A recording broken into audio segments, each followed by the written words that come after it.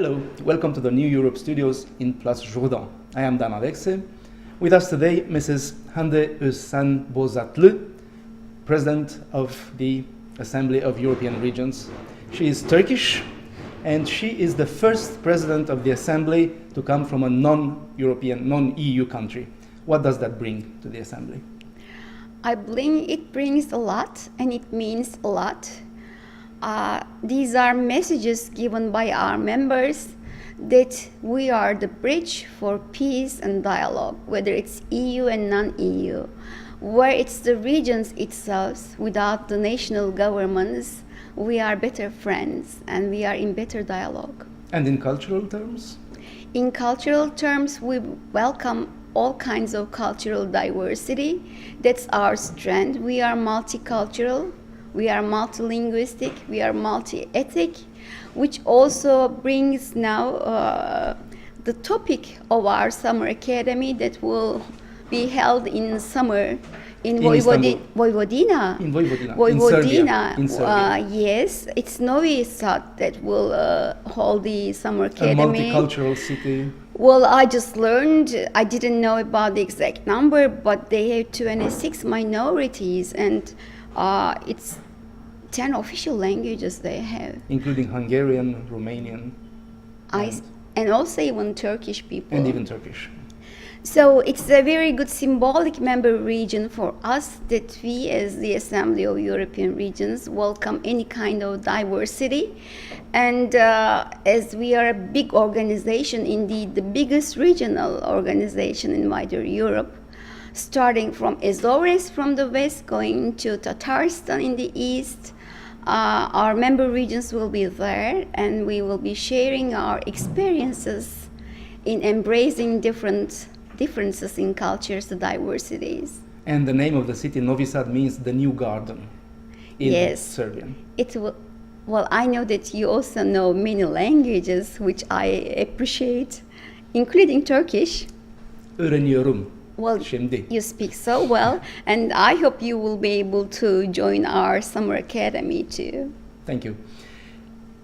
Let's stick to cultural differences. You went on a trip to Ukraine recently. Oh, yeah.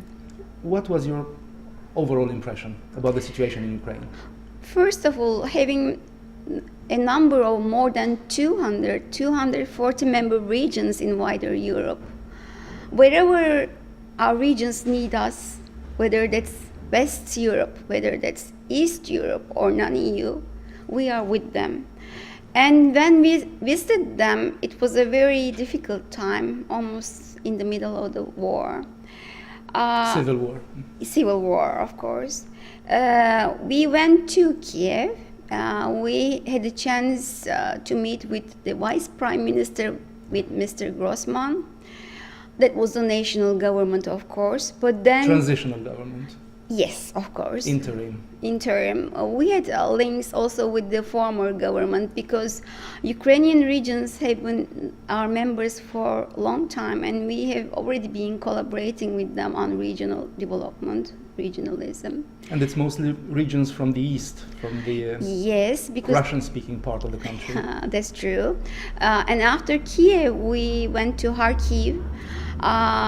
We met with the president of the council, and who is also the president of the regional association in Ukraine. We signed a kind of memorandum with him, and we visited the university.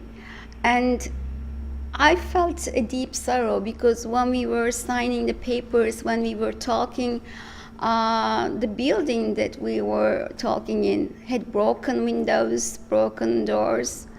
It's a pity. And then we went to Dnipropetrovsk, where we had a meeting of 800 local and regional people, and it was their first declaration regarding regional development they had with us. And in this declaration, there were many messages to the national government, interim national government right now. If we were able to make these regional reforms maybe much earlier. You are talking about decentralization. Yes, decentralization. it would have helped more with the Ukrainian issue, but we are always with our member regions to share the expertise, experiences from different parts of Europe. But is this a good moment for decentralization? Because this is actually what Russia asks for under a different name. They speak of federalization, and some analysts and Ukrainian politicians as well fear that this is a first step for the breakup of the country. Maybe at this point I should say, when we mention about decentralization, we don't talk about separatism. We talk about... But in practical terms, it can happen. No, that's not what we are supporting. We mean embracing diversities, cultural diversities, but in unity. And you also have Russian regions in the assembly. Yes. Are there any tensions between them? No, not indeed. Maybe it's the advantage of being a regional organization, because we don't face those tensions at regional level.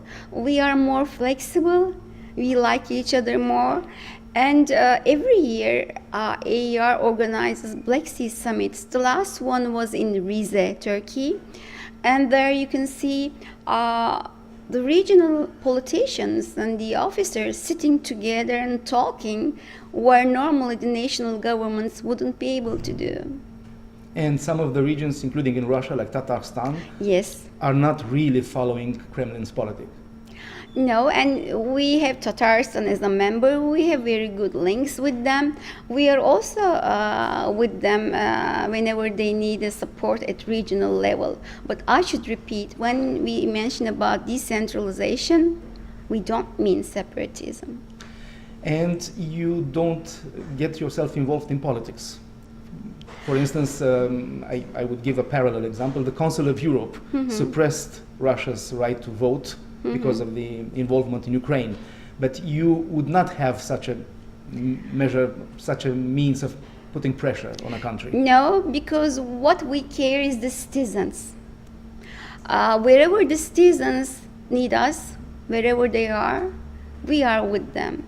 Because we want to help them with the prosperity of the regions, to help the life of the citizens. Otherwise, okay, politician, I'm also a politician indeed, but it is the advantage of being the president of a regional organization. We are more flexible, we are more free, we can embrace people without any political ideas. And in concrete terms, what can you bring them? For instance, you spoke about Dnipropetrovsk. What can they get from being a member of the assembly in practical terms? Indeed, the example of the declaration sending messages to the national governments and many authorities is the result of a collaboration with the Assembly of European Regions. Because last year we had organized a very big meeting, conference with them about decentralization, and we had signed a memorandum of understanding for exchange of best practices on regionalism. So indeed that was a concrete result of the collaboration with our organization. You were a doctor in a Yes. previous life. Still. You are still practicing. Yes, I'm a dermatologist, and I own my own clinic with my husband. That's my income. And indeed, that's my strength to be in politics. I'm still working heavily in my clinic, and my patients, which have a very high profile because it's dermatology and cosmetics together, they all support me to be involved in politics. I'm a member of AK Party. My greatest support has been our Prime Minister in politics.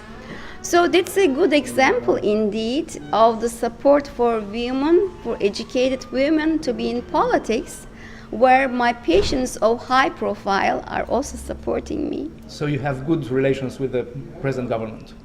Yes, I am a member of the party. You are. And nobody fears in the assembly that there could be some interference, political interference, given the present trend of the government? I know. Well, here that also brings that our organization is purely independent. Of course, we are politicians coming from different political parties. We have all parties and every kind of political opinion, but it's there that because I was elected in May 2013, and I got the majority of the votes in the first round. That's not the usual trend. You most of the time have You the have a second round. Yeah. So it means we are not prejudiced at regional level. If you are putting on the table concrete results, and if you are proving that you're objective and you're embracing everyone, I'm the result then, as a president. What makes a region, let's take Turkish regions, what makes a region join the assembly and others not wanting to do it? Sorry? Some regions are members of the Yeah. assembly, some don't. Yeah. What makes one want to become member and others don't? Well, there comes the competition for us. If we can prove that we will be of benefit to them, we will bring an input. And if we persuade them and show it, they will be our members.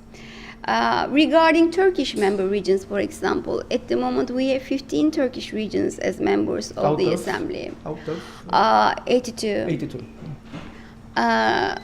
Well, there will be more and more, but it depends on us.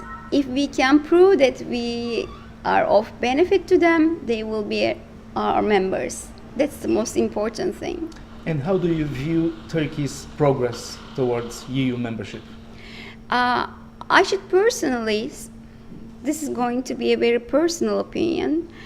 We are a big country and we have a very difficult geography with so many different existing factors and with so many balances. So because of this, it's not very easy for Turkey to move very fast. We are not in the center of Europe. We are Mediterranean, we are Caucasian, we are European, we are Asian. We are the bridge. And I believe EU shouldn't push aside Turkey because Europe also needs a peaceful and stable surrounding for its own sake.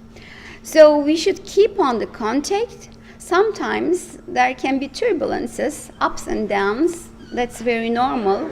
But we should keep on with the dialogue because we are determined to be in dialogue and be a member of EU. And I believe EU is doing the same. I want to believe it and I believe it. But you are optimistic. I am. Thank you. We had with us today Mrs. Hande O, Bozatli, President of the European Assembly of Regions. Thank you. I am Dan Alexe. Thank you for being with us. Thank you for coming. Thank you.